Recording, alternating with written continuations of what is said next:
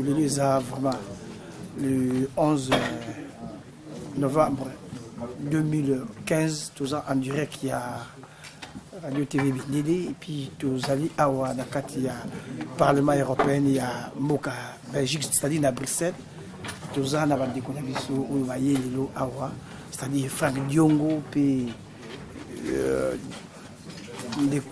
Jean-Claude Wemba. Bayeko talisa biso bayeko lobela biso situation ezoleka na mboka yango moni presse club oyo bapesi biso esika oyo po totuna lelo mituna toyeba nini koleka awa donc na nsima ya caméra ezali bongo ye moko kolo idéologie José Mbuku maloba mboka total. Merci.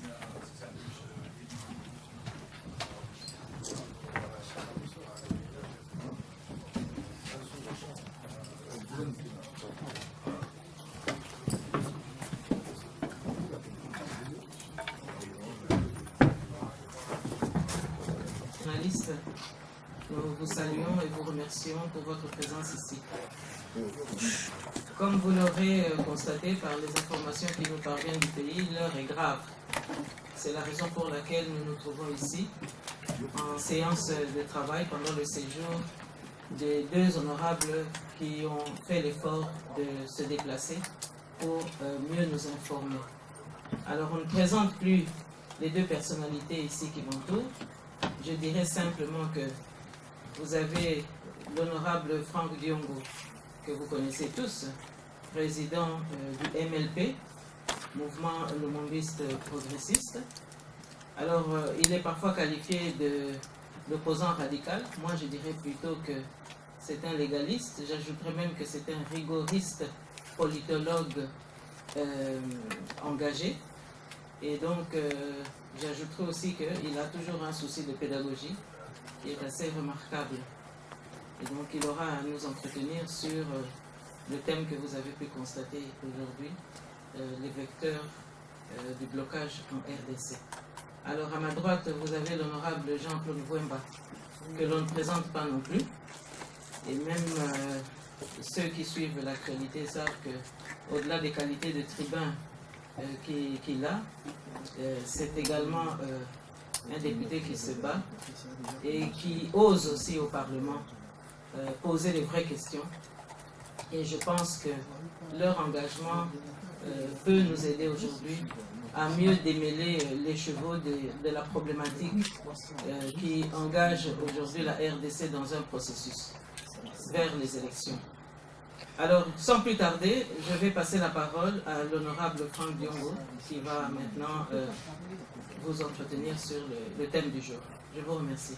Monsieur le député, vous avez la parole.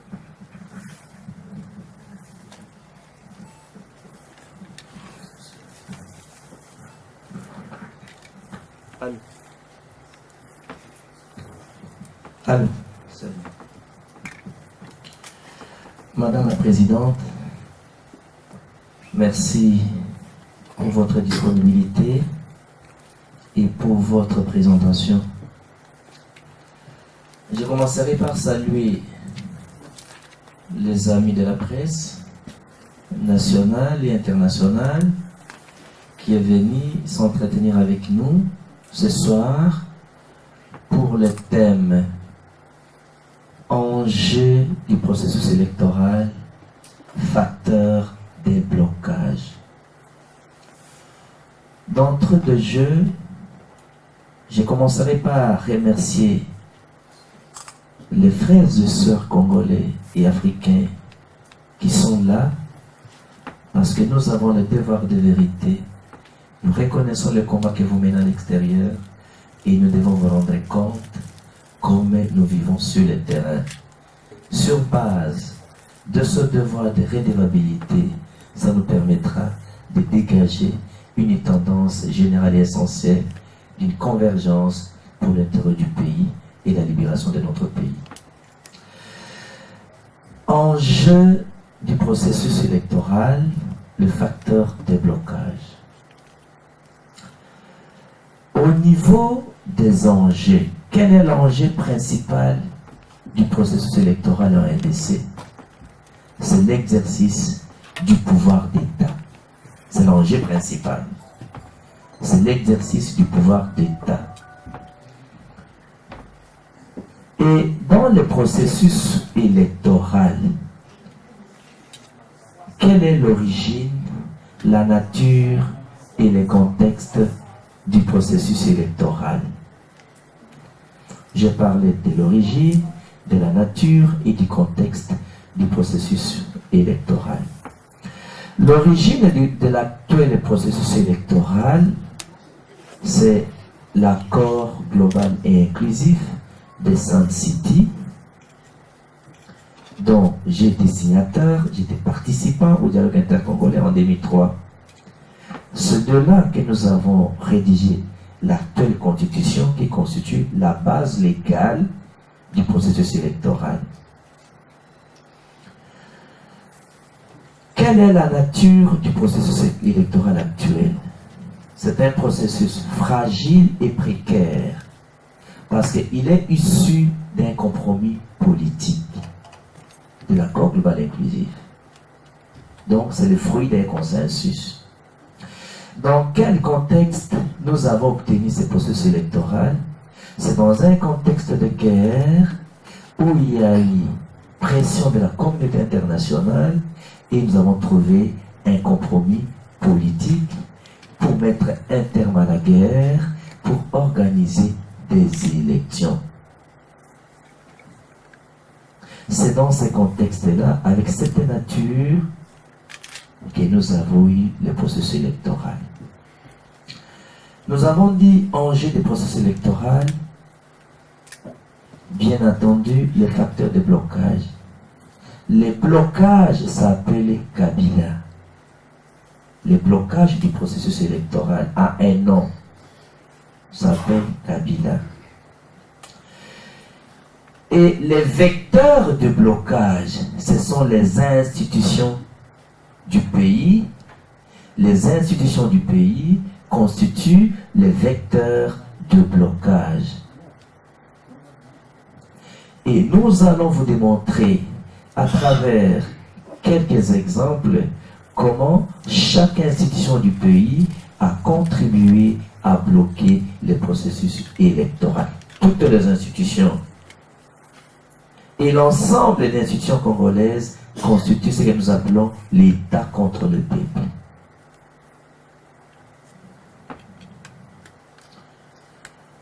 Lorsque nous arrivons aux vecteurs de blocage qui sont les institutions,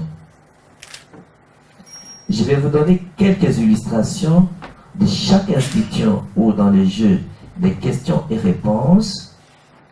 Je démontrerai chaque institution du pays, comment chaque institution a contribué à neutraliser le processus électoral, à bloquer le processus électoral. Donc, le blocage du processus électoral est une action planifiée et organisée à volonté. Ce n'est pas un cas de force majeure qui fait que le processus électoral aujourd'hui est bloqué.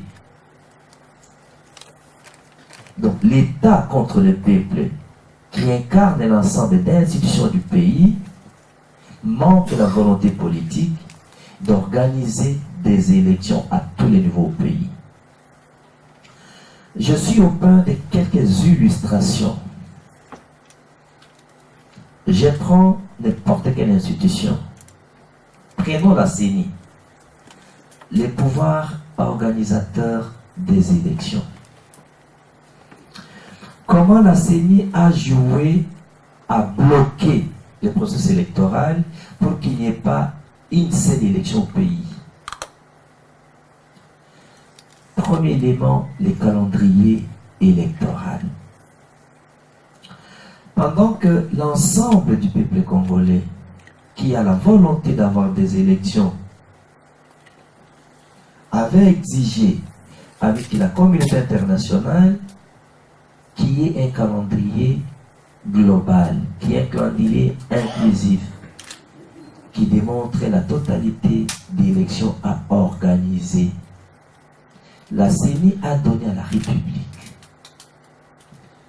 un calendrier indigeste, irréaliste et inconstitutionnel, et aujourd'hui dépassé.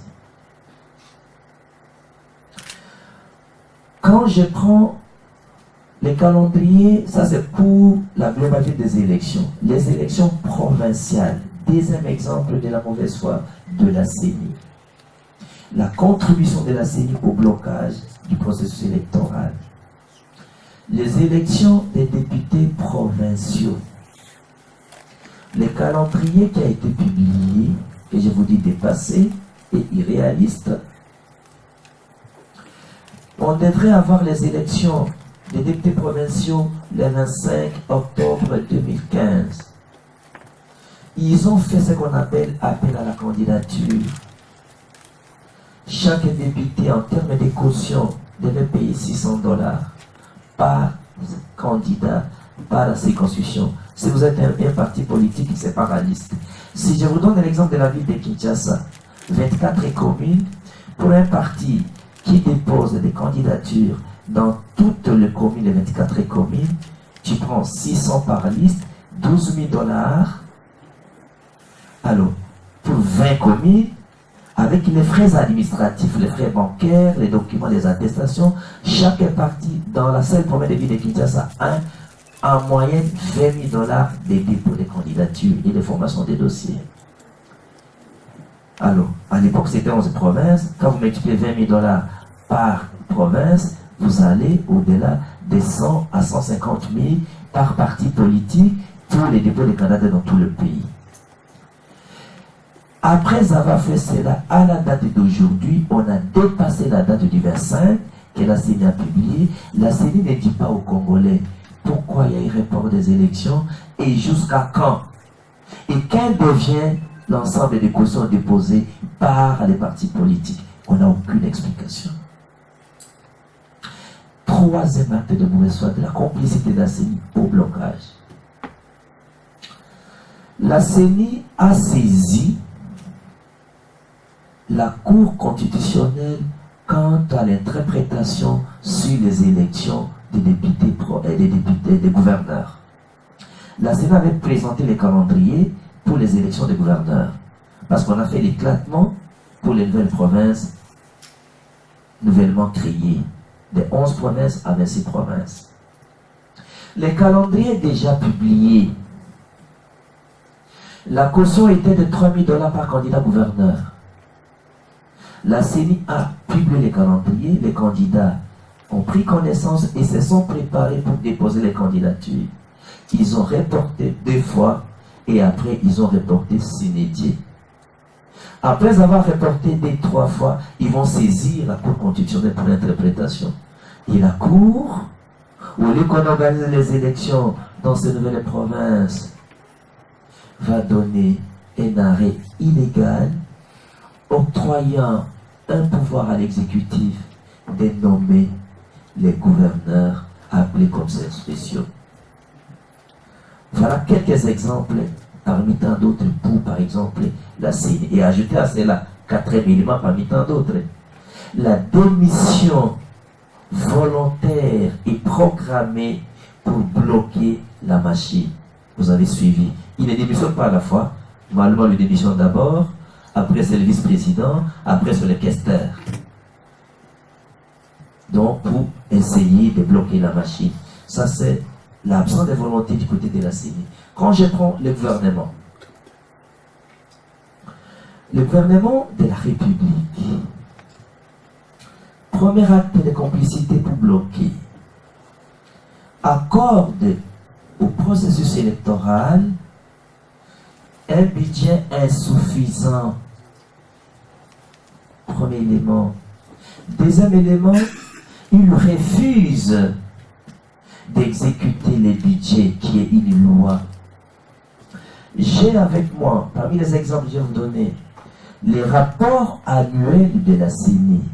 Ce rapport est un document à présenter à l'Assemblée nationale, qu'ils ont présenté depuis le mois de mars, mais qu'on n'a pas débattu jusqu'à aujourd'hui. Et ça, ce sont les patriotes comme vous, les membres du Front Anti-Dialogue, qui sont contre le dialogue, qui sont à la CENI, qui m'ont donné ce document que j'ai présenté à la télévision à Kinshasa, que j'ai fait allusion au niveau de mon intervention au Parlement. Ce document qui devait être un document public, mais qui n'a pas été distribué aux députés, vous démontre l'absence de volonté du gouvernement d'organiser les élections. À la page, je vous lis seulement une page. À la page 98 de ces documents, qui démontre l'utilisation des fonds reçus pour les élections des députés provinciaux. Donc, ce document a été juin 2014, fin mai 2015. Pour les élections des députés provinciaux, pour vous montrer l'absence de volonté politique du gouvernement, le montant total est de 528 millions de dollars pour les élections des députés provinciaux, budget accepté et voté, que le gouvernement s'est engagé pour décaisser. Pour les élections qui doivent se tenir à la fin du mois, donc le 25 octobre, à la fin du mois de mai, sur 528 millions de dollars, le gouvernement n'a décaissé que 45 millions de dollars, soit 8,69%. Alors que la commande seulement de bulletins coûtait 3 à 6 mois. Comment une élection qu'on doit tenir qu'on doit exécuter, qu'on doit réaliser, qui doivent être exécutées au mois d'octobre, au mois de mai, soit 82%, pardon, 92% de budget non exécuté. Donc, à volonté, le gouvernement refuse de donner l'argent à la CENI pour qu'il y ait d'élection. Troisième grief, parmi tant d'autres pour le gouvernement. L'absence de sécuriser l'ensemble des volontés pour restaurer l'autorité des militants dans le pays et sécuriser tous les Congolais. Vous avez par exemple à l'Est où des écoles constituent des bases militaires. Comment vous allez organiser des élections avec des groupes armés, avec des provinces occupées par les groupes armés? Il n'y a aucune volonté. Je prends l'exemple du Parlement, parce que c'est toutes les institutions.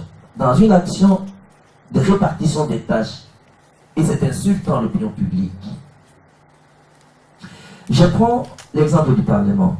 Pendant que le Parlement est l'autorité budgétaire et que le gouvernement accorde un budget insuffisant, le Parlement ne décide pas d'accroître le budget capable de donner à la République des bonnes élections.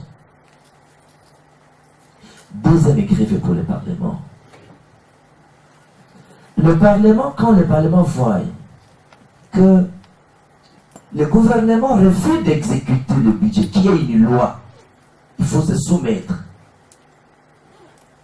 Le Parlement consacre l'impunité, n'a jamais sanctionné le gouvernement, n'a jamais sanctionné un seul mandataire pour non-exécution du budget. Je prends la rubrique budget des élections. Troisième responsable du Parlement. Le Parlement excelle dans les votes de lois qui compliquent le processus électoral du genre, loi électorale, que vous avez vu que les gens sont morts en janvier, lorsque nous avons appelé la population à manifester. Cette loi n'était pas nécessaire parce que nous avions une loi électorale en vigueur qui était opérationnelle, qu'on peut organiser les élections même aujourd'hui. Les cours et tribunaux. La Cour constitutionnelle, vous avez vu, a rendu son arrêt illégal, octroyant le pouvoir de nommer le gouverneur appelé commissaires spéciaux au-delà des pouvoirs constitutionnels de la Cour constitutionnelle.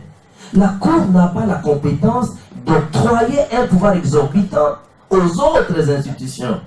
La Cour n'a pas le pouvoir constitutionnel d'aller au-delà de la demande de ce qu'il avait saisi. Donc la Cour a aidé à bloquer le processus. Vous voyez comment l'arrêt de la Cour a empêché l'élection des gouverneurs dans les nouvelles provinces. M. Kabila, comme exerçant les fonctions de président de la République, parce que je vous ai dit dans mon introduction que le blocage sur M. Kabila Donc, il a inféodé toutes les institutions à sa cause, parce que la volonté principale, dans la nature du pouvoir, parce que ce processus électoral est vu de différentes manières. Pour M. Kabila, le pouvoir a une nature, un pouvoir héréditaire et militaire. Donc il n'y a que lui et sa famille qui peuvent gérer le pays. Les restes les suivront. Pouvoir militaire, parce qu'ils ont pris le pouvoir par la guerre. Pendant que pour les peuples congolais, après la réconciliation en Afrique du Sud, à travers un processus généralement acquis, c'est un processus électoral qui permet aux Congolais de choisir ses dirigeants. Pour M. Kabila, c'est une formalité qui lui permet de rester au pouvoir. Et comme aujourd'hui, tous les textes l'excluent d'être candidat, il n'a plus intérêt qu'il y ait élection. Voilà l'origine du blocage. Après cette analyse, pendant que le processus est bloqué à volonté, il va imaginer une supercherie appelée dialogue.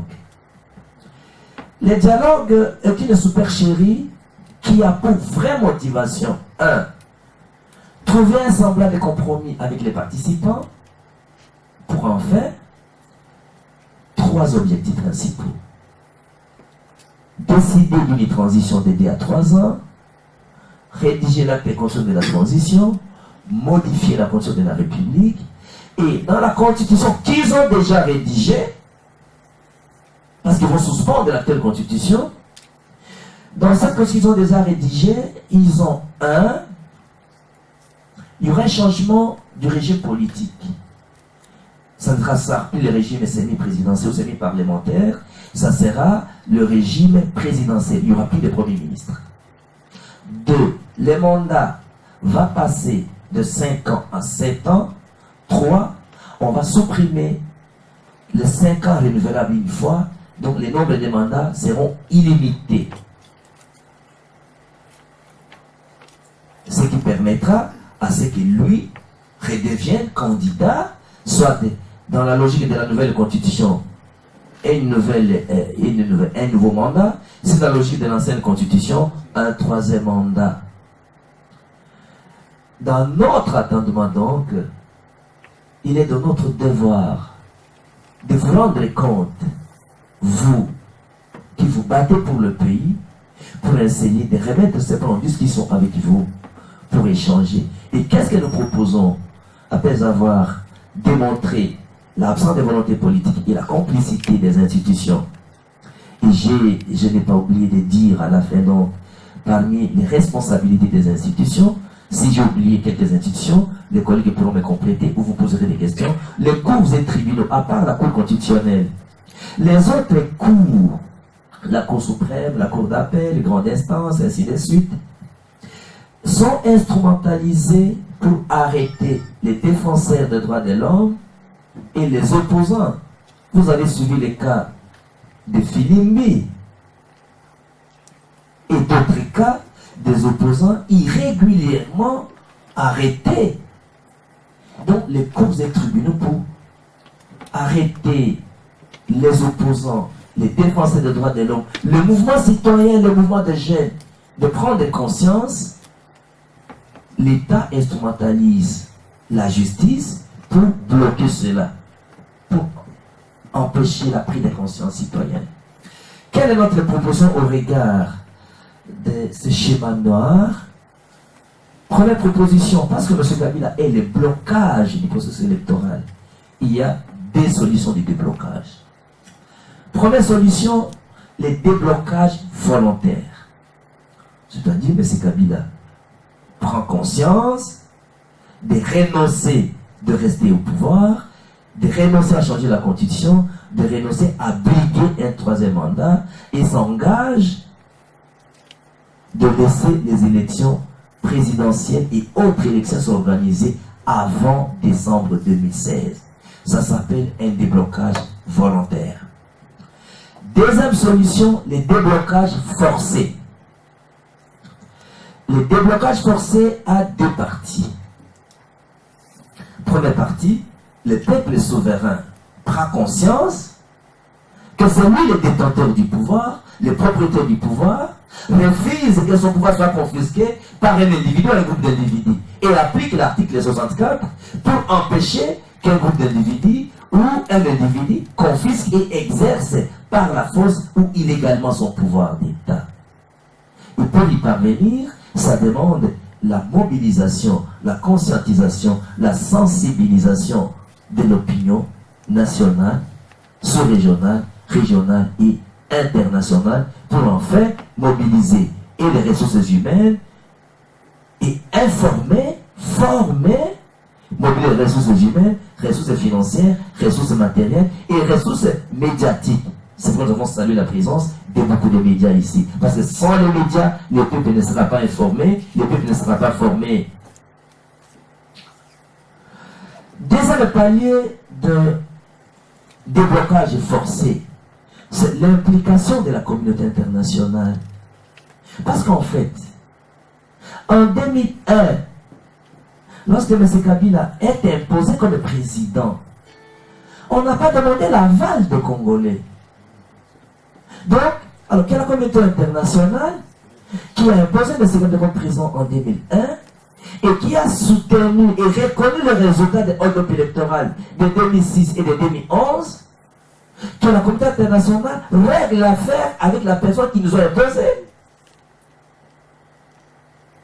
Pour ça, c'est le premier palier de l'implication de la communauté internationale. Ils ont le devoir de régler l'affaire de l'imposition qu'ils ont fait aux Congolais.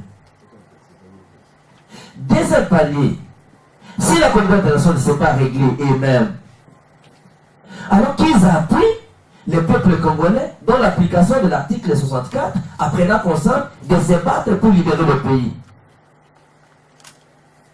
Voilà en termes sommaires, parce que nous n'avons que 2 heures ici, en termes sommaires, l'ossature qui n'est qu'une introduction dans la grande problématique du processus électoral de notre pays. Je vous remercie.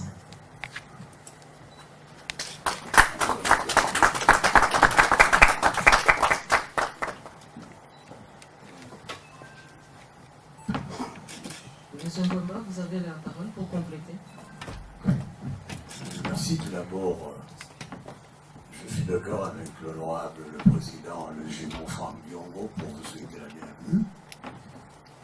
Surtout ce qu'il a dit, sauf qu'il y a un paramètre que l'honorable Franck Diongo peut-être me l'a laissé inconsciemment, c'est en ce qui concerne la police et les services de renseignement. Comme vous le savez, nous ne cessons depuis le temps de dire que M. Kabila a privatisé et a politisé les services de renseignement et la police. Comment voulez-vous, lors des événements du 19 janvier 2015, d'ailleurs, pour dire la vérité, ces événements sont sortis du Parlement. C'était à travers le groupe parlementaire UDPS allié, le MLC est allié, l'UNC est allié, ainsi que les indépendants qui ne sont pas nombreux, l'honorable Franck Diongo et l'honorable Marie Koundji, quand nous nous sommes réunis pour barrer cette affaire de l'ONIP, recensement, élection. Ce n'était pas facile. Le président de l'Assemblée nationale a fait passer cette loi manu militari sans même se rendre compte de son inconscience. Donc il fallait que le peuple sorte. Mais ça fait plus de 5 ans que nous préparons ce peuple afin qu'il puisse se prendre en charge. Aujourd'hui, ce ne sont pas les ténors qui sont là aujourd'hui. Ils passeront. D'autres vont mourir, d'autres, je n'en sais rien, quitteront le pouvoir à force de l'âge et consorts. C'est à ce peuple que nous demandons qu'il puisse être ferme et de s'emparer de leur pouvoir. Le service de renseignement de l'ANR nous ont bloqué les téléphones pendant 4 mois. Suite à un directeur de cabinet du chef du service de renseignement, M. Calais, qui a écrit une simple lettre aux sociétés de communication pour qu'ils nous bloquent nos téléphones pendant 4 mois. Il y a certains téléphones qui sont professionnels. Il y a d'autres que nous sommes en phase avec notre base. Et pendant 4 mois, il y a eu combien de morts? Il y a eu combien d'hospitalisations? Il y a eu combien des enfants des garçons et filles qui n'ont pas étudié. Parce qu'à l'heure actuelle, le travail d'un député au Congo, je vous demande d'aller, un jour si vous êtes au Congo, allez voir, rendre visite à l'honorable Franck Diongo, président du MLC, un mercredi. C'est le jour qu'il reçoit toute la population quinoise. Mais il est là de 6 h du matin jusqu'à minuit. Quand nous rentrons dans notre base, nous sommes devenus des assistantes sociales. Tout ce qui passe à la communauté, la mort, les hospitalisations, les écoles et tout ce que vous voulez. J'irai même plus loin pour arranger certains divorces. Ils viennent vous voir. Alors vous n'avez pas de téléphone pendant 4 mois. La suspicion, elle est facile. Député, vous avez un téléphone là pour aller les sociétés. Moi et l'honorable Franck Diongo, nous avons porté plainte pour la première fois dans l'histoire du Congo. Qu'on puisse porter plainte contre un service de renseignement qui est la NER. Et nous avons demandé à ces sociétés de télécommunications 500 000 $ par numéro. Parce qu'il y a d'autres en avaient 4, d'autres en avaient 5, et ils n'en trouvaient plus. Comme on dit à Lingala, nous avons le ciment, maintenant nous avons au moins 10 plus. Et nous savons comment nous pouvons appeler les uns les autres, bien sûr, sans oublier les Bissimbi, les Bankoulou et les sorciers, qui savent comment nous pouvons nous communiquer. Donc, dès lors que le service de renseignement est devenu l'affaire personnelle de M. Kabila, il règle tout à travers le service de renseignement. Vous avez vécu pince sans rire pour le pseudo-dialogue de M. Kabila. Il envoie au parti politique de l'opposition le tortionnaire, M. Kalev, pour aller dire qu'il avait un message du président de la République, M. Kabila. À l'époque d'autres cieux, qu'est-ce qu'on aurait dit? De voir quelqu'un, un patron de service de renseignement, aller dans les partis politiques de l'opposition. Il y a des autres qui ont refusé comme moi. Parce que je me disais que nous avons encore des combattants qui sont dans leur geôle, jusqu'à ce jour qu'on ne sait pas les retrouver. Et vous avez appris, 3 mois après, 425 corps découvertes au charnier de Maloko. Jusqu'à ce jour, aucune explication. Si c'était dans d'autres cieux, mais nous aurons pu voir autre chose. Parce que les Occidentaux aussi, jusqu'à ce jour, nous demandent d'être patients.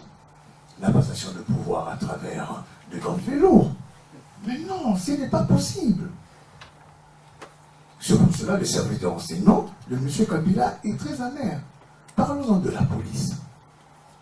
La police, au lieu d'aller sécuriser la population, c'est la police, au contraire, qui terrorise la population. Comment voulez-vous des députés, des gouverneurs, des vice-gouverneurs, toute personne, toutes Congolaises et Congolais qui se sentent menacés, a le droit d'avoir des gardes-corps. Vous avez vu ce qui s'est passé après les démissions du groupe G7 de Moïse Katumbi. Ils sont allés chasser tous les policiers qui étaient avec eux. Comment voulez-vous croire encore à cette police? Le 15 septembre, nous sommes à Sainte-Thérèse-en-Chili. Nous avons organisé un meeting, une rencontre avec la population, pour la première fois. Parce que le président Franck Diongo et moi, nous sommes des habitués de pavé de Kinshasa. Nous avons pu voir les enfants de certains présidents des partis politiques et les enfants de certains amis de 15, 16, 17 ans. Le pouvoir de M. Kabila envoie une horde. Plus de 100 militaires et policiers, sportifs, tous connus à la Ligue des jeunes du PPRD, qui se sont réunis le lundi soir. Au lieu qu'on leur donne 100 $ comme ils étaient convenus, on leur a donné 65 $ par quelqu'un.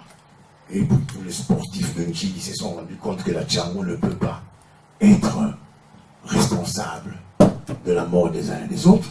Ils se sont rebellés, ils sont laissés à 35 personnes qui sont venues pour nous tuer. Je dis bien nous tuer. À quelque chose près, le malheur est bon. certains égaux ont fait en sorte que certains leaders de la dynamique et d'autres que nous avons invités puissent venir à leur heure de confiance. Mais ils attendaient que nous puissions directement entrer sur le même chemin pour négocier cela. Et vous avez vu la suite. Nous avons 3 compatriotes tués qu'on a amené leur corps à la clinique Malèbre. Mais jusqu'à ce jour, nous demandons l'identité de nos 3 frères. Ils peuvent être utilisés par le pouvoir politique. Mais qui sont-ils? D'où viennent-ils?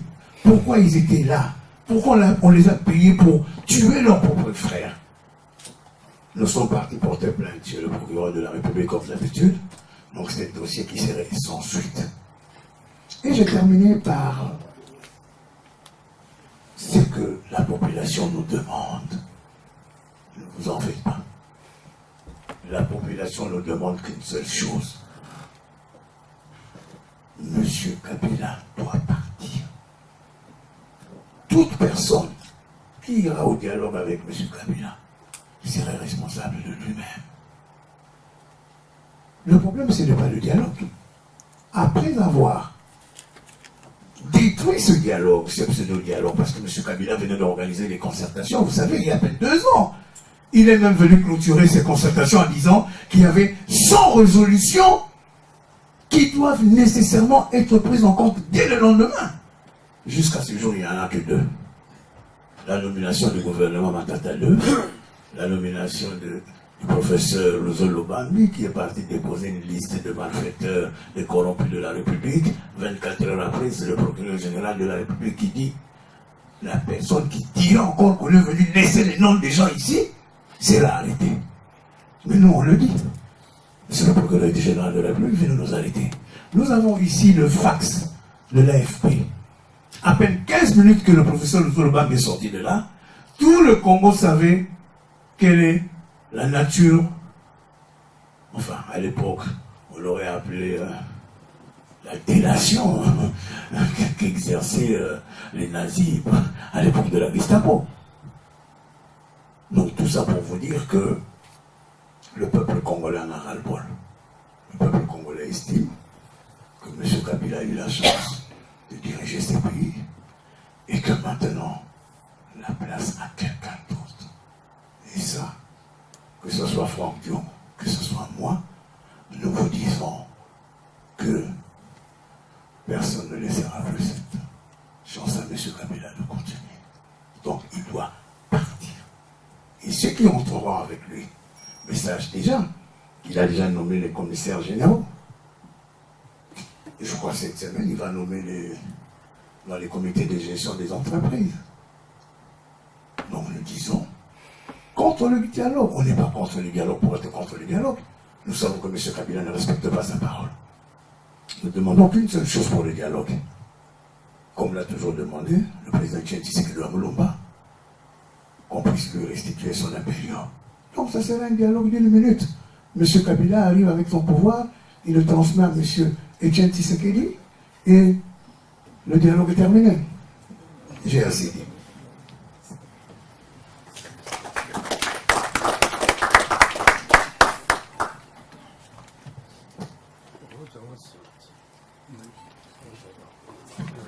Bien, merci beaucoup. Alors, nous demandons simplement que les personnes qui ont des questions à poser puissent se présenter, décliner leur identité et voilà, essayer d'être le plus succinct possible de manière à ce que chacun puisse être satisfait. Oui, ils sont presque tous sur la question. Bon, allez-y, hein. Allez-y. Peut-être... Merci beaucoup en tout cas pour votre intervention. Kabila vient de recevoir les ambassadeurs pour un éventuel dialogue qui va commencer fin novembre. L'opposition va-t-elle participer? Quelle est votre position par rapport à l'UDPS? Pourquoi pas une union sacrée de l'opposition pour barrer la route à Kabila, comme vous le dites? Vous adressez la question à Est-ce qu'on ne peut pas prendre peut-être 5 questions? Parce que comme on a loué la salle pour 2 heures, pour permettre à ce qu'on gagne rationnellement, on capitalise les temps. Okay. Les noms, c'est comment? Pasteur Bobo. Pasteur Bobo. Oui. Oui, Fabien Roussouani, la télé Tchang. Dernièrement, vous avez tenu un conclave à Fatima, où des résolutions ont été prises en ce qui concerne votre position concernant le dialogue et les échéances à venir. Entendre M. Mwemba, il dit que M. Katumbi fait partie du G7. Il dit le G7 de M. Katumbi. Or, on a constaté que lors de la clôture, il y avait des membres du G7 qui sont venus participer ou que dis-je, assister à vos travaux. Est-ce que c'est conclure qu'il y a une alliance déjà entre le G7 et l'opposition telle qu'on l'a connue avant le G7?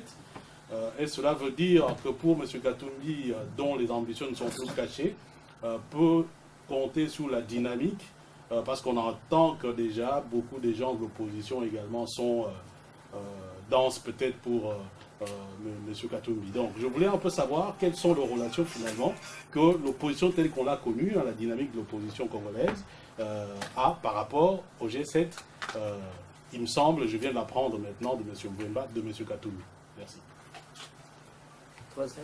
Oui, Cheikh Fita, Info en ligne des Congolais de Belgique. Vous avez fait une description de la situation générale du pays et c'est clair que effectivement toutes les institutions sont noyées par une seule personne, M. Kabila. Et que si on parvenait à l'arrêter, il est possible que les choses changent. Or, M. Kabila contrôle l'armée, contrôle la police, il contrôle toutes les institutions comme vous l'avez dit. Et connaissant l'évolution politique de l'histoire, on sait qu'il n'y a que le peuple qui est en mesure de défenestrer une dictature. Vous êtes des leaders de partis politiques. Concrètement, comment vous organisez pour atteindre les 70 millions de Congolais pour qu'ils se lèvent et dans quel délai vous pensez qu'il est possible que le Congolais puisse vraiment se prendre en charge, comme vous l'avez dit, et donc bouger un peu le régime dictatorial. Je vous remercie. Radio TV Bendele, je préfère me poser la question à Lingala pour mieux formuler la question. Ok. Radio Bendele. Voilà, Radio Bendele, Radio TV Bendele, Grande-Bretagne. Monsieur Libita. Ma question est celle-ci. D'abord, merci na tableau où tu peux sabiso sur la situation des les Karamboka. Au lieu de l'institution, nous sommes bloqués. Mais nous avons bloqué, ma communion sont allés, M. Kabila. Mais je ne sais pas, l'armée aussi est occupée et infiltrée. Bozo Kansani, le roi Bozo Benga élection, na armée aux alliés infiltrés, ce n'est pas un secret. Oyo Bapaya Basana Kati, Bozo Lingabo qui a une élection, est-ce que Bozo Sir, sauf que même une élection armée, où ils ont occupé, beaucoup de Bimisa, peuple na ici, merci. Dernière question parmi les 5. Vas-y. Séraphin Kachama, le pompier de la presse congolaise de Bomoko Yamboka. Et ma question est celle-ci. Vous venez de soulever un point sur le déblocage forcé. Si je vous ai bien compris, donc le peuple congolais doit se préparer à un soulèvement populaire en 2006, au cas où 2016, excusez-moi, au cas où Kabila n'a pas respecté la Constitution. C'est ça ma question que je pose à l'honorable. Bon, vous nous excusez qu'on commence par répondre à ces jeux de 5 questions. Mais Madame j'estime bien qu'elle est modératrice, elle est combattante, elle pourra nous enrichir dans les réponses à d'autres questions. Et donc, je disais ceci que nous vous remercions. Nous saluons personnellement la pertinence et la lucidité des questions. J'ai imploré la grâce et la compréhension de Madame la modératrice. Elle est comme elle est même, elle est combattante. Que s'il y a des questions qu'elle pourra nous enrichir dans les réponses, que l'Assemblée accepte ou qu'elle-même accepte également de nous compléter avec l'honorable Jean-Claude Mwemba dans les réponses. C'est pas si la présente et bien accepté. Alors, merci beaucoup, elle a accepté. Parce que le vieux singe, je ne lançais pas des grimaces. Première question, Pasteur Bobo.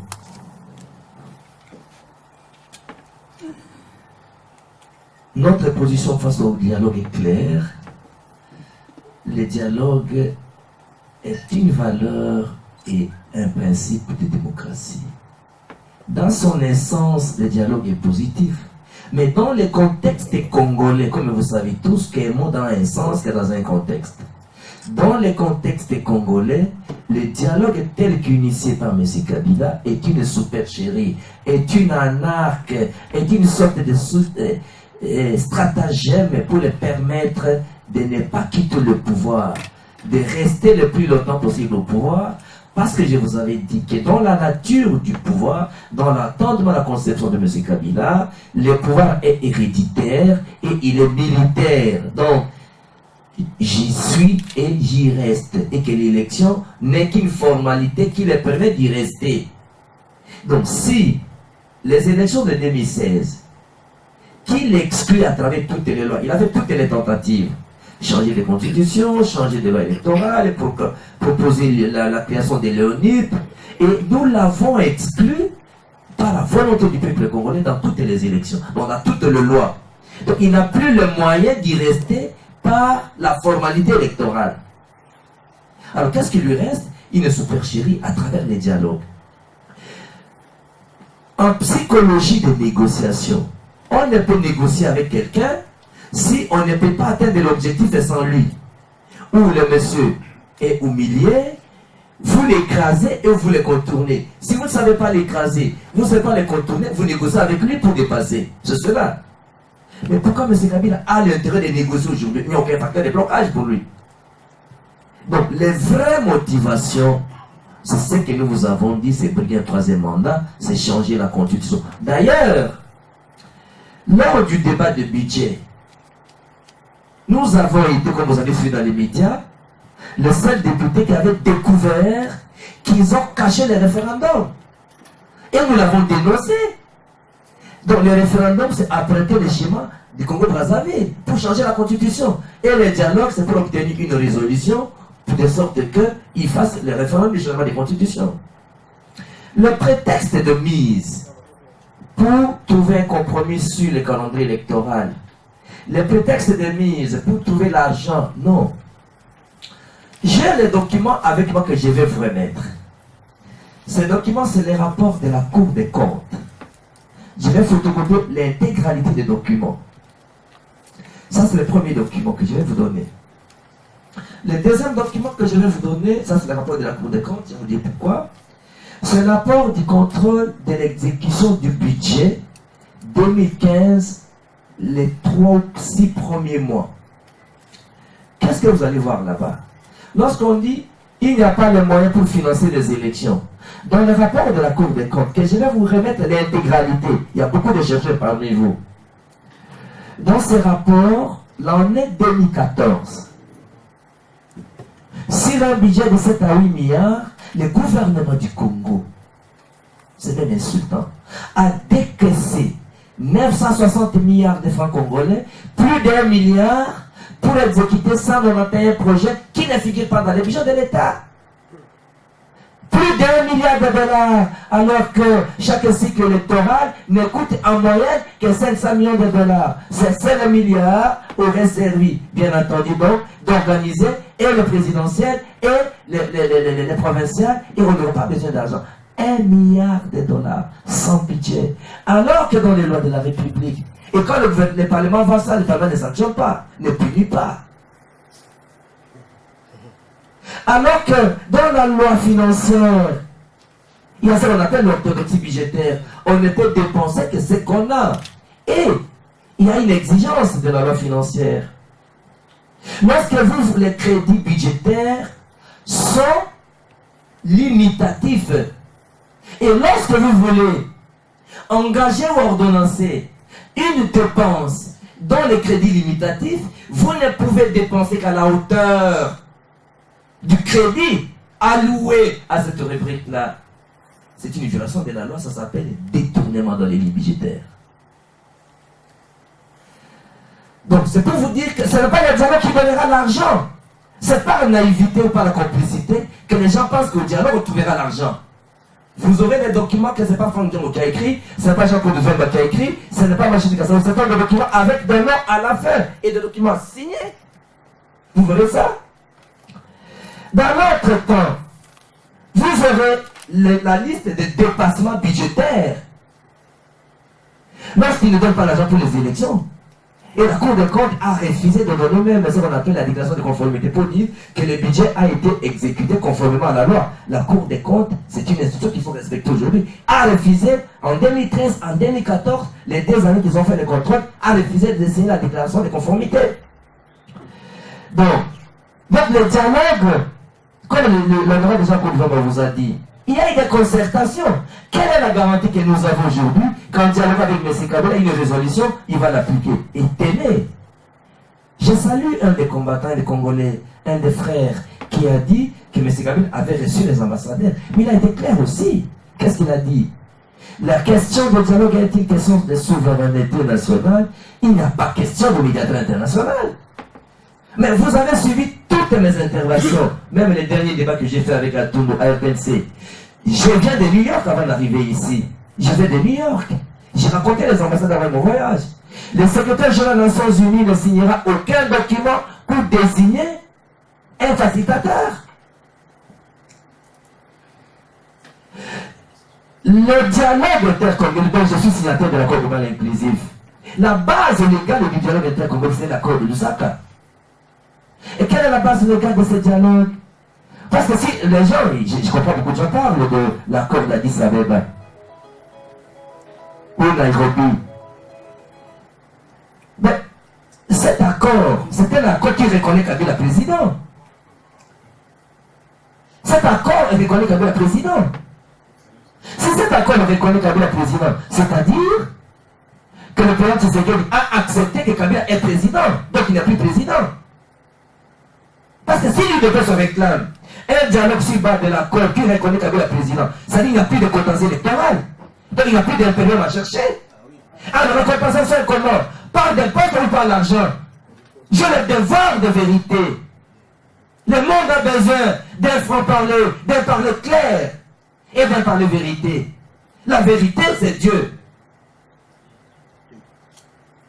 Donc nous, par loyauté à la République, moi je prêtais seulement de fidélité au Congo et aux Congolais. Devoir de transparence et devoir de vérité nous commande à ce que on rejette le dialogue, parce que l'ensemble des peuples congolais, ceux qui ont manifesté le 19, le 20 et le 21, c'est pour refuser que M. Kabila continue. Le président Jean-Claude Vemba que vous voyez, en 2006, dans une circonscription d'un seul député, plus de 300 candidats, il a toujours battu tout le monde, même les gens de tous les partis, y compris les partis de Kabila. C'est un homme légitime. Franck Diongo, votre serviteur, en 2006, j'étais 4e sur 900 candidats. En 2011, sur 1500 candidats, les Congolais m'ont fait honneur de battre tous les partis politiques et tous les candidats pour être premier sur les 1500 candidats dans une situation de 13 députés. Donc je ne peux pas trahir les Congolais, mes frères. Cette redevabilité nous commande de nous aligner dans la logique du peuple congolais. Que refuse de dialogue avec Kabila? Comme le honorable Jean-Claude vous a dit, Kabila doit partir. C'est la volonté des Congolais de voir un autre président. Il doit partir. La deuxième question, je vais être très bref, Télé Tchango. Le président Jean-Claude pourra peut-être donner la lumière, mais nous avons répondu à cette question le matin à la RTBF. Dans l'émission que nous avons organisée, 3 le matin, nous avons eu l'honneur d'être invités à la RTBF le matin. Aujourd'hui, la priorité, c'est comment obtenir le déblocage du processus électoral. M. Kabila a bloqué, donc il ne veut organiser aucune élection. On ne peut pas imaginer des stratégies des élections parce qu'il n'y a pas. Il faut que les Congolais soient informés. C'est pourquoi nous avons le devoir de vous informer. Il faut que vous battez ici. Voilà, sur le terrain, il n'y a pas d'élection. Il faut se battre pour débloquer. Et lorsqu'on aura débloqué le processus électoral, à ce moment-là, on imaginera des stratégies d'élection. Mais le bon sens commande à ce que, s'il faut respecter celui qui a posé la question pour donner les seuils de réponse, c'est qu'aujourd'hui, ce qui pourra sauver le pays, si on entre dans le processus électoral, c'est il faut une unité, pas autour des hommes, autour des valeurs, autour des principes, autour des objectifs, autour d'un programme qui fait relever le pays. On ne peut pas dire, bon, Maman Justine est très belle, alors nous sommes derrière la beauté de Maman Justine ou des gens comme Vemba. Quelles sont les idées que Maman Justine porte pour voir, et ensemble, tous les Congolais qui veulent le départ de Kabila, nous mettons ensemble un programme commun, un programme de synthèse, que ce soit de la gauche, de la droite, l'objectif, débarrasser le Congo de M. Kabila. Et à ce moment-là, nous allons nous attendre ensemble, pas un positionnement, mais chacun de nous, nous mettons ensemble pour voir qui d'entre nous, une femme ou un homme, qui pourrait être porteur de ce programme par rapport aux objectifs, et on va maintenir un programme d'ensemble pour l'alternative crédible qui doit être constituée en fait. Donc l'idée de ce retour des noms, mes frères et sœurs, pour notre humble contribution, il faut nous éloigner de la propagande des hommes, des idées des hommes. Nous voulons faire quoi du Congo de demain? Quel est le problème que nous avons? Quelle est notre démarcation par rapport à M. Kabila et sa gouvernance?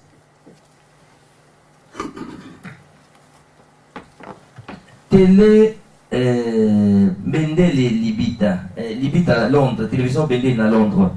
N'a voulu pas na Lingala. Ndeko Bitumba Oto Anango. Et ali Bitumba libération ya mboka. Ba stratégie ba limbolaka yango na ba journaliste était. Mais tous en la conscience que pour te libérer mboka, esengeli bomoko na bana mboka o baza libanda o baza na kati pour nous définir citation si stratégie de libération mboka. Yango ne bandila mitma intervention na ngana lobi boy. Tu pour remercier Bino, pour rendre Bino compte, makambo tu na terrain, pour te reconnaître comment besoin bunda libanda.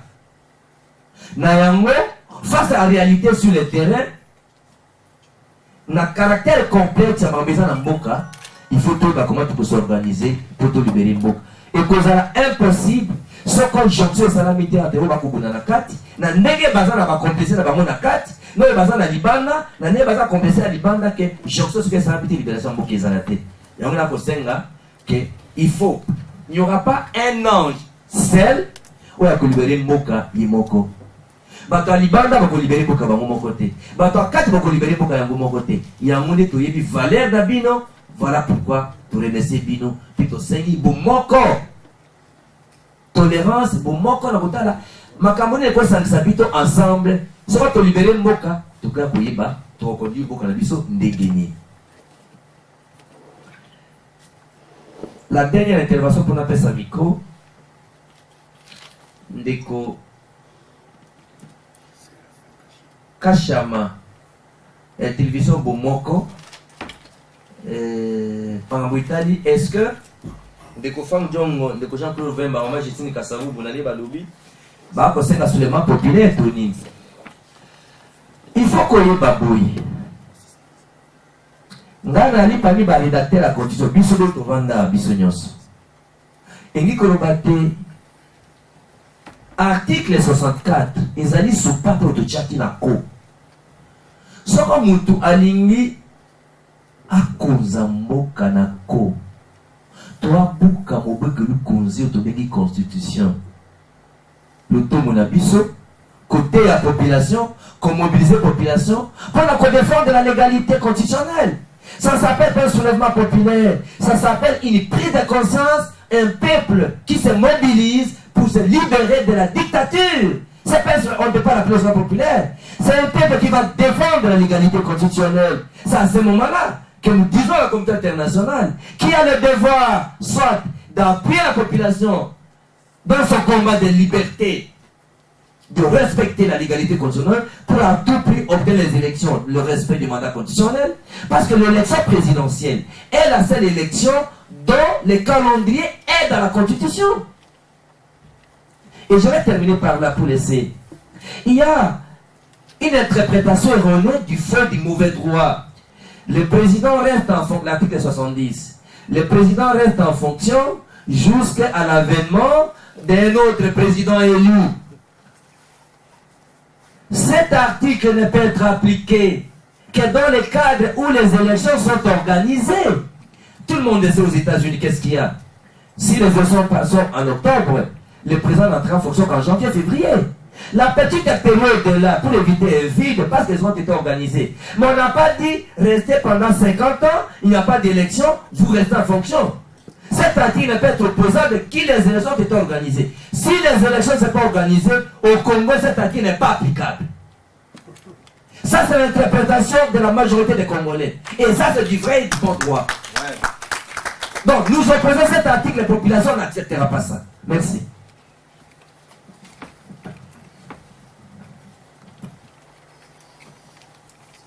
Ma question est passée à la table.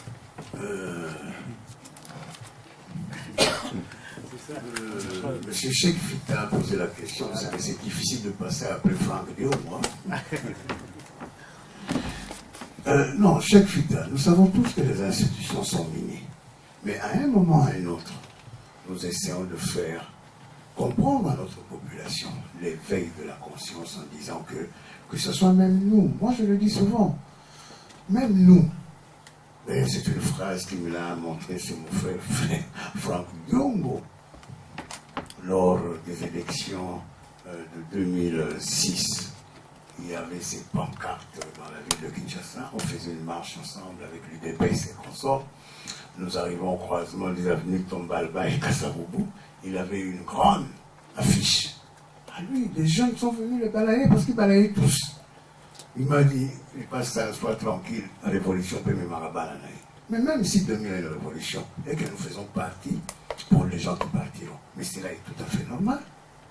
Donc de ce côté-là, ne vous en faites pas, nous tenons à l'œil. Heureusement qu'il y a beaucoup de Congolaises et des Congolais qui nous donnent les documents tous les jours pour qui se surveillent entre eux.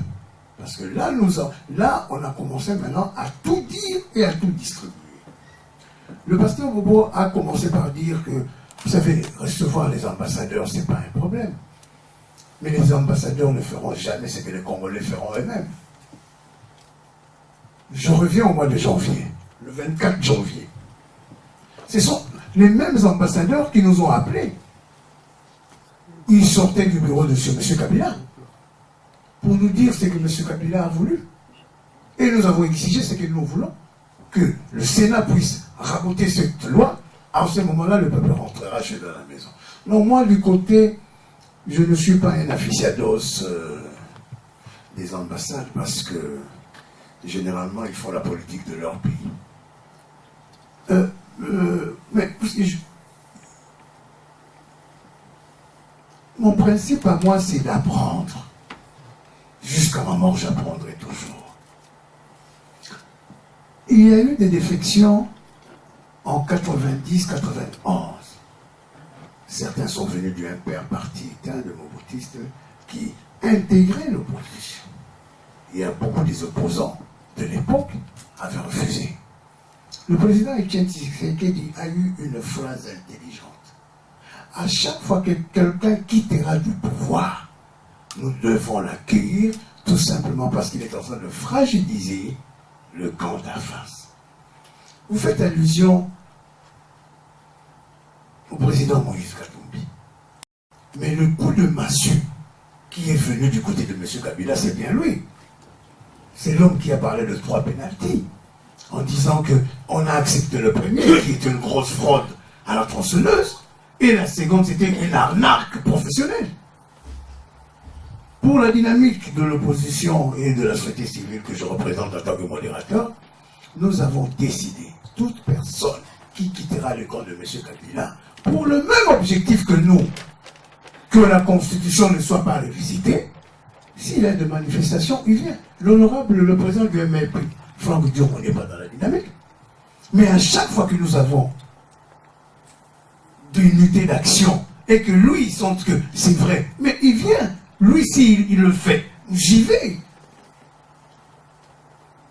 La preuve en est, moi, je ne connaissais pas très bien cette affaire. C'est lui qui m'a appelé en me disant non, président, viens parce qu'on va parler devant la presse à Bruxelles. Je suis arrivé. Donc pour nous, à l'heure actuelle, nous n'avons pas besoin de quelques leaders que ce soit, ou bien X, Y, non. Pour l'instant, c'est l'ensemble d'unités d'action du peuple congolais pour barrer la route à la législation constitutionnelle et au départ de M. Kabila. Cheikh Fita avait décidé, le peuple doit faire partir Kabila. Mais c'est ce que nous préparons depuis 5 ans. Vous savez, à une certaine époque, les gens disaient sur l'UDPS, le 19, on est bien sorti seul. L'UDPS était là. L'UDPS avait même demandé à ses combattants de ne pas sortir. Et pour nous, c'était la consécration que le peuple congolais nous entend. Vous pouvez faire n'importe quel jeu solo que vous voulez. À un moment ou à un autre, vous aurez besoin de la collectivité. C'est de ça que pour nous, toutes Congolaises et Congolais, est prêt à faire partir M. Kabila. Bon, Radio Bendele, Nekolibita, yo olobi que armée allait infiltrer, police peut faut bakisa, ANR peut faut bakisa tous. Pourquoi? Quand M. Laurent Désiré Kabila a emmené les Rwandais, les Ougandais et tout cela, il nous a présenté que c'était des Congolais. D'autres se sont même vantés de le protéger. Autant mieux lui que n'importe quel moboutiste, tout le monde est dehors. Mais aujourd'hui, ça va faire combien d'années que nous en subissons les conséquences? Quel est le deal entre M. Kabila et les gens qui les ont amenés au pouvoir? Moi, je suis député national du Bas-Congo, du Congo, certes, mais élu dans la province du Bas-Congo. Chez moi, à Mwandala, l'Angola pompe le pétrole nuit et jour. L'Angola a 45 milliards de budget annuel. Nous en avons 8. Plus grave encore, 2015 à la fin, le Congo sera pénalisé parce que lors de la conférence des Nations Unies à Abuja en 2002, tous les pays africains se sont entendus à partir de 2016, le budget de l'agriculture doit passer de 15%, de l'enseignement, à l'heure actuelle pour dire la vérité, parce que nous sommes là pour la vérité, il y a de l'enseignement qui vient d'avoir 15,30. L'agriculture est à 3%. La santé est à 9%. Donc nous sommes parmi, même ici au Congo-Brazzaville, ils ont déjà respecté ce tableau. Donc à partir de ce moment-là, nous disons, bon, il peut y avoir de collaboration, mais à un moment ou à un autre. Ça va faire combien de temps? Il n'y a même pas 1 mois, 2 mois. Vous avez appris qu'on a arrêté des Burundais et puis des Ougandais qui sont venus acheter les armes. Il y a 3 ans ou 5 ans, vous avez entendu le Premier ministre Adolphe Moussitou est parti retrouver tout ce qui était de la logistique de militaires en train d'être vendu à Kisangani. Est-ce qu'il y a eu des sanctions? Le problème du Congo, c'est qu'il n'y a pas de sanctions. Or, tant qu'il n'y aura pas de sanctions, nous ne pouvons pas démocratiser notre pays. Et je terminerai par Séraphin Kachama de Télé Bomoko. Bomoko Yamboka. Mais c'est le peuple congolais qui décide qui sera son président.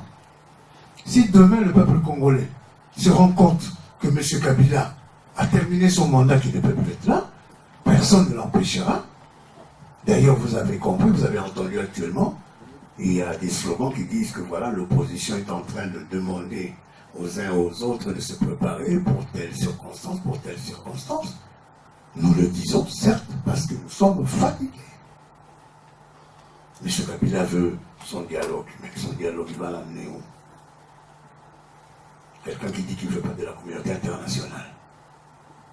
Nos frères de l'UDPS disent que, j'ai encore suivi ce matin M. Capita sur Top Congo, en disant que le médiateur de la communauté internationale doit aussi être accepté par le président Etienne Tshisekedi.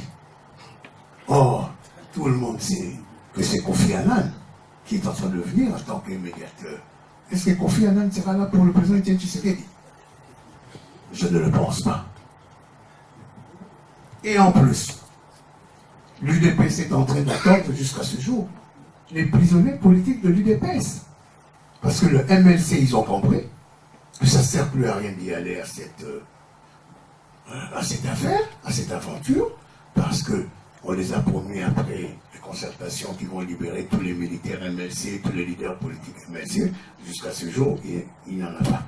Donc pour l'UDPS aussi, je leur conseillerais, s'ils veulent aller au dialogue, on libère tout d'abord le leur, avant de commencer ne fût-ce qu'à écrire par un crayon, ne fût-ce qu'effaçable.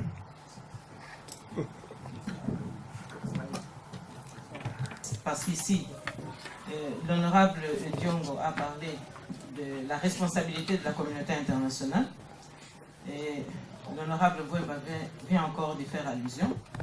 Je pense que ce qui est important, c'est d'abord de bien discerner, lorsqu'on parle de la communauté internationale, de quoi vraiment il s'agit. Parce qu'en 2006, monsieur, madame, il fallait à tout prix qu'on puisse soutenir Joseph Kabila. Mais alors, pour trouver la stratégie, pour pouvoir contourner la donne Tshisekedi. Alors, figurez-vous que, après analyse, à la conclusion qu'il fallait approcher M. Tshisekedi et lui promettre qu'on va... Il exige d'abord un certain nombre d'obligations et s'il n'obtenait pas satisfaction, une certaine communauté internationale qui avait contacté ou qui avait approché l'UDPS. Alors, ils ont dit encore que lorsque nous étions maintenant rassurés que M. Tshisekedi allait boycotter les élections de 2006, en demandant notamment à ses militants de ne pas accepter l'enrôlement, eh bien la communauté internationale a dit « Ouf !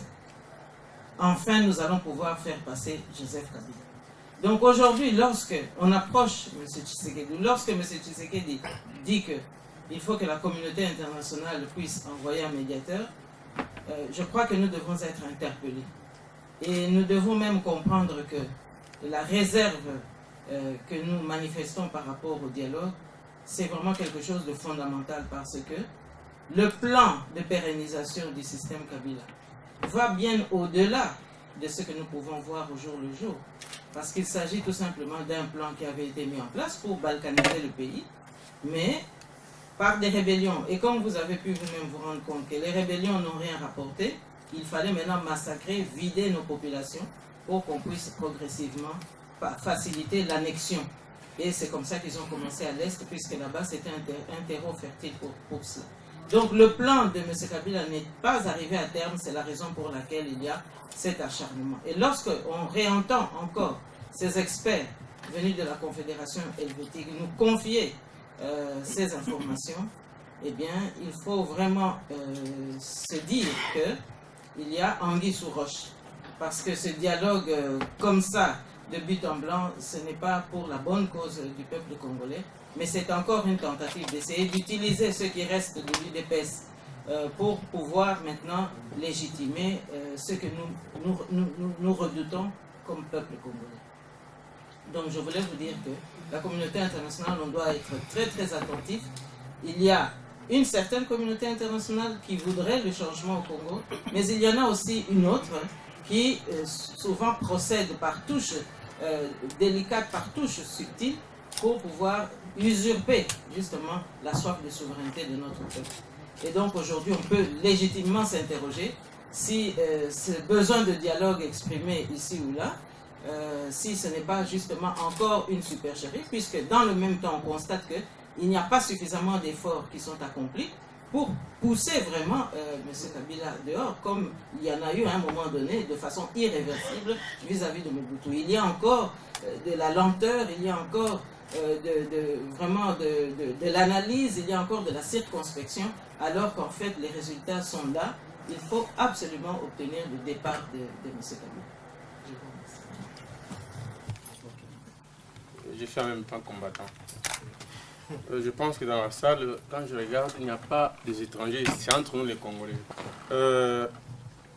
Vous avez la tolérance, nous avons une observation, peut-être ma question pas. Peut-être observation, vous avez la question, tout comme question, vous avez l'observation. Voilà.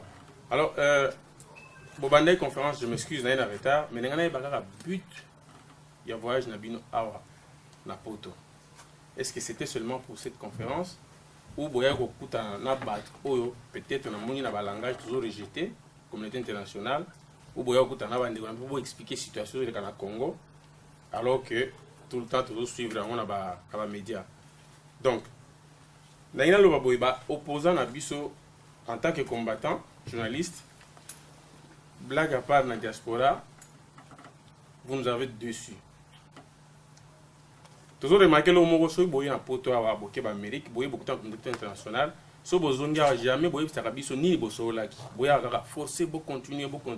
Mais si vous êtes au Congo, vous avez expliqué ce que vous avez au Congo.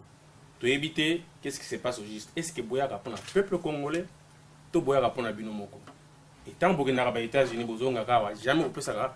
Pour éviter que vous fassiez ce rapport, au moins quand même vous avez pour le peuple, à moins que vous ayez répondre à Binomoko.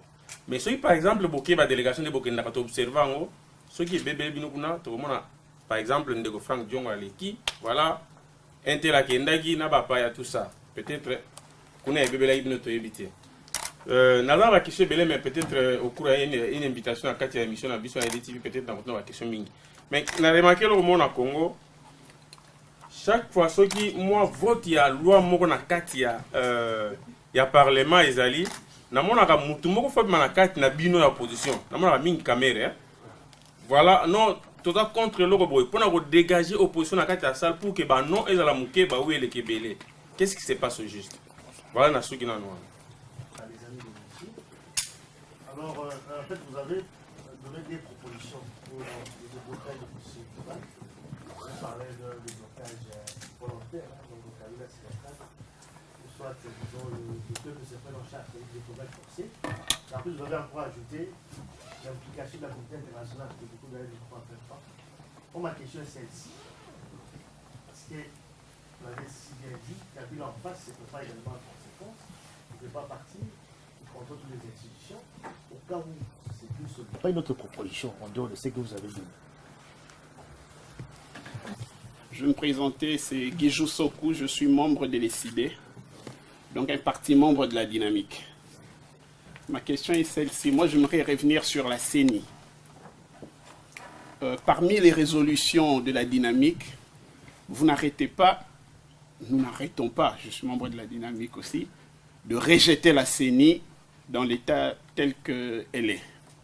Mais j'ai relevé une certaine incohérence, nous, dans les CD. Pourquoi l'organe que vous rejetez, lorsque la CENI a donné la date pour le dépôt de candidature des élections provinciales, tous les partis politiques se sont pressés de déposer leur candidature. Personnellement, il y a une certaine incohérence. Vous allez m'expliquer. Et secondo, deuxièmement, au sein de la dynamique, nous avons des partis dont les membres, nous avons des partis qui ont des membres au sein de la CENI, notamment l'UNC et le MLC. Comment vous réglez cette situation au sein de la dynamique? Parce que c'est l'organe que vous rejetez, la CENI. Il n'y a pas que la majorité, il y a aussi les représentants des partis de l'opposition. Et il y a deux partis qui sont dans la dynamique. Oui, y compris l'UDPS. Oui, bon, l'UDPS, il y a... Donc je suis le vice-président. Oui, je sais que... Oui, voilà, y compris l'UDPS. Donc, mes deux interrogations se situent là. Mais en passant, j'aimerais vraiment déjà vous féliciter parce que nous suivons vos actions sur le terrain, l'honorable Wemba et l'honorable Frank Diongo. Continuez comme ça, mais éclairez-moi sur ces deux interrogations. Je vais commencer par me présenter. Je m'appelle Franck Otete, je suis médecin. Je viens du Congo, je suis arrivé en Europe ici en avril et je suis membre du mouvement Filimbi, le collectif Filimbi. Je suis très content de voir des membres de l'opposition ici en Europe qui ont choisi de venir pour pouvoir échanger avec la diaspora, qui qui ont choisi, parce que nous, on n'a pas choisi d'être en Europe. On est en Europe à cause de la répression de Kabila. Le 15 mars, un dimanche, on a organisé une conférence pour l'éveil des jeunes. Je suis content que vous avez mentionné la répression qui est comme une stratégie de pouvoir en place pour empêcher l'expression démocratique. Donc nous organisions cette conférence pour l'éveil des jeunes le dimanche 15 mars à Kinshasa, lorsque nous avons vu une irruption des personnes armées et des membres de l'ANR entrer et arrêter une quarantaine de personnes. Je crois que cette histoire est connue, je ne veux pas y revenir. Donc, cette élévation, ce soulèvement des jeunes, cette organisation qui s'est faite voir, qui faisait écho aussi à ce qui s'est passé le 19, 20, 21 janvier, montre que la jeunesse congolaise est prête, qu'elle est déterminée, qu'elle est décidée à pouvoir prendre son destin à bras le corps. Et cette jeunesse s'est levée. Vous avez mentionné la répression qui se fait. Le peuple congolais en général est pour l'alternance et ne veut pas qu'il y ait un jour de plus à M. Kabila au pouvoir. Cette population est donc prête à se prendre en charge et elle veut cette alternance. Cette population a vu le pouvoir en place, a vu l'opposition de temps en temps défiler sur plusieurs années, sur plusieurs régimes. Cette population a la crainte de est-ce que ça ne sera pas un autre tour de partage du pouvoir ou ça ne sera pas un autre coup de théâtre qui va se faire. Ma question c'est donc celle-ci. Cette population est prête à pouvoir mettre tous les opposants, toutes les forces vives de la République en demeure pour obtenir l'alternance en 2016, pour obtenir le changement de directeur, de celui qui dirige le pays en 2016. Quelle est la réponse que vous donnez par rapport aux égos des opposants que nous voyons être parfois un frein? Chacun cherche à se positionner. Tout le monde dit il faut l'alternance, il faut ainsi de suite. Chacun cherche à se positionner. Quelle est votre réponse par rapport à ces égos qui s'expriment généralement dans le chef des opposants et même des autres forces vives de la République face à la volonté du peuple à l'alternance? Bon, nous allons être très brefs, on nous a sonné d'arrêter. Première petite préoccupation sur l'ego des opposants. On ne savait pas que les gens des films ils sont là, merci. L'ego des opposants, nous avons dit que nous avons la volonté de nous mettre ensemble autour des idées et des objectifs. Nous sommes en train de construire cela. Et il faut saluer qu'aujourd'hui là, nous sommes ensemble. C'est un message que nous vous donnons. Il y a trois partis de l'opposition ensemble dans une action de restitution au peuple congolais. Nous avons le devoir de redevabilité. Ça c'est un. Donc, on va graduellement transcender nos divergences pour mettre d'abord le Congo, l'intérêt général et encore nous après. Parce que la menace de balkanisation du pays est plus vaste que nos ambitions. C'est cela. Parce que la stratégie de chaos que M. Kabila amène, c'est quoi? C'est obtenir la balkanisation du Congo, amener le chaos au Congo, amener la guerre à Kinshasa.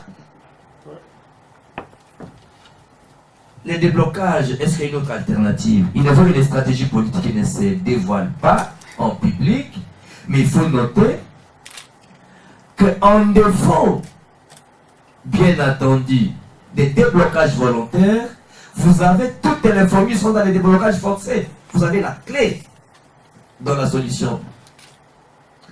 Maître Donnant, je suis content que vous avez dit vous-même que vous êtes arrivé en retard.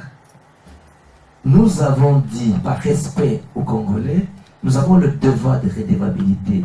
Nous sommes venus d'abord reconnaître votre combat et aussi vous rendre compte de ce qu'il y a au pays. Vous rendre compte également de ce qu'il y a ailleurs. J'ai parlé, par exemple, moi personnellement, que je viens de New York. Nous avons été aux Nations Unies. Aux Nations Unies, on nous a dit le secrétaire général ne signera pas un document pour nommer un médiateur. C'est une restitution, c'est une information pour le peuple que vous êtes. Ce que je peux conseiller, en fait, il n'y aura pas un ange qui va libérer le pays. Nous devons corriger nos erreurs, les uns et les autres. La politique des boucs émissaires ne paye pas. Il ne faut pas dire ça ne marche pas par l'effet des autres. Il faut dire parce que ça ne marche pas. Qu'est-ce que je fais pour que ça marche? Maître demain. Si votre frère Fandongo, si Maman Justine, si Jean-Claude Vemba a des faiblesses, montrez-nous, conseillez-nous, qu'est-ce que nous pouvons faire pour compenser nos insuffisances? Si nous ne sommes pas capables de combler nos insuffisances nous-mêmes, vous nous aidez à combler ce que nous, on n'est pas capable de le faire. Et dans une action conjuguée, on réussira à mettre demain. La CENI, c'est ça la problématique en fait. Il est vrai qu'il y a 3 partis de l'opposition dans la CENI. Ça, ce sont parmi les éléments de contradiction qu'ils devront relever pour introduire des facteurs correctifs. Vous avez relevé un problème scientifiquement valable qui constitue une interrogation pour nous et on doit introduire tous ces facteurs correctifs dans la durée, dans le temps, pour nous permettre de constituer une alternative crédible avec un pouvoir organisateur net, impartial et indépendant.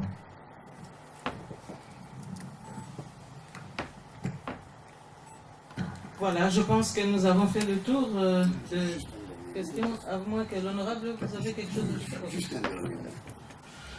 En ce qui concerne les délégués à la CENI, comme vous le savez, il y a des groupes parlementaires qui les ont envoyés. En ce qui concerne le délégué de l'UDPS, je crois que le groupe de l'UDPS est gagné parce qu'il y a d'autres partis en dehors de l'UDPS dans notre groupe parlementaire dont je suis le vice-président. C'est depuis 1 année et demie que nous avons désavoué notre délégué, Jean-Pierre Kalaba. À peine arrivé là-bas, il a rompu le pont. Quand bien que M. Malo et les autres partis déjeunaient à Kimanga, enfin bref, cette affaire-là. Nous avons compris que cet homme-là n'était plus avec nous. Donc, il n'est plus avec nous. Donc, cet homme ne peut plus engager le groupe parlementaire UDPS et Ali. En ce qui concerne la question sur pourquoi les partis politiques disent qu'ils n'ont pas confiance à la CENI et qu'ils sont partis, pour aller postuler aux élections provinciales. Nous avons souhaité les élections provinciales tout simplement parce que 80% des élections provinciales est contrôlée et surveillée par le peuple dans les provinces. Parce que ce sont eux-mêmes qui partent pour aller surveiller les élections parce qu'ils dépendent d'eux-mêmes. Malheureusement, après les élections, vous voyez 90% de tous les députés des peuples provinciaux du Congo sont partis rejoindre M. Kabila. En ce qui concerne soi-disant que l'opposition n'est pas unique, non, le problème c'est pas ça. Le problème est qu'à chaque fois qu'il y a une unité d'action qui doit nécessairement servir pour le peuple congolais, tous nos barrages se passent. Je vous l'ai dit tout à l'heure, je ne peux pas vous répondre par rapport au voyage des États-Unis ou de la Belgique parce que je ne suis pas une aficionados des ambassades ou des autres pays. J'ai intime expérience à l'époque où je fus président du MPR France et MPR Europe. Tout ce que vous dites aux ambassadeurs, dès lors que les gens de la majorité du peuple deviennent, ils font ce qu'on appelle le procès-verbal de votre communication. Bon, mise en demeure des leaders, mais nous sommes là, il n'y a pas d'ego. Nous acceptons tout le monde. À la dynamique dont vous et moi nous faisons partie, à la convention, il y a certains qui sont venus pour que nous puissions hiérarchiser la dynamique de l'opposition avec un responsable principal, des adjoints et tout. On a fait partir cette idée, tout simplement parce que personne n'était là pour travailler pour personne à l'heure actuelle. Et souvenez-vous, en ce qui concerne l'unité de l'opposition, Franck Diongo et moi, on a travaillé pour le candidat commun de l'opposition et nous avons désigné Etienne Tshisekedi Mulumba. 24 heures après, les mêmes gens qu'on était avec eux dans la salle à Fatima se sont retrouvés où? À Sultani. Et ça a donné l'occasion à qui? À M. Kabila pour tricher les élections. C'est pour cela que nous disons cette fois-ci, nous ferons bien. Mais nous sommes déjà aguerris à cette première expérience de 2011. J'ai dit et je vous remercie. Merci. La vraie opposition, ce ne sont pas des leaders qui sont devant vous, c'est le peuple congolais qui est victime de la dictature. Le peuple a toujours le temps de se défendre. Il faut le mobiliser, le conscientiser, l'informer et le sensibiliser. Donc nous devons nous organiser pour exiger le départ de M. Kabila et qu'en 2016, il doit partir. C'est un point de volonté et de détermination. Ce n'est pas un problème de chronogramme. Mais la constitution doit être défendue, doit être respectée. Merci.